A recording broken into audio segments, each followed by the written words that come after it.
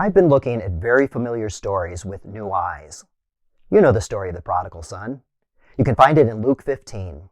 It's about a young man who asks for his part of the inheritance and then tries to make it on his own. Things don't go so well. He decides to go back home and wonders whether he'll be accepted.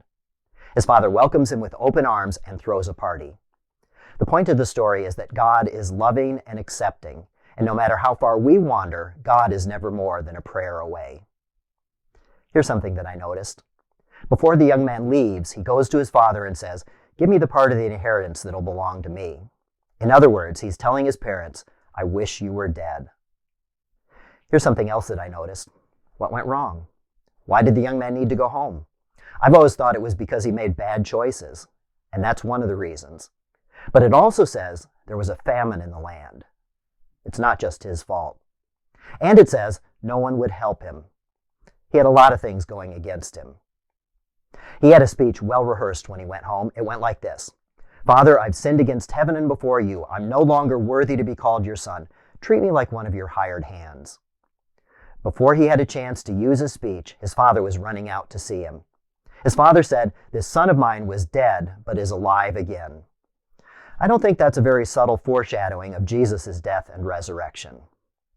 The way that we can know that we are forgiven is because of Jesus' death and resurrection. Another often overlooked part of the story is that there were actually two sons. There was also an older son. He wasn't so happy that his younger brother came home. He'd done everything right, and no one was throwing him a party.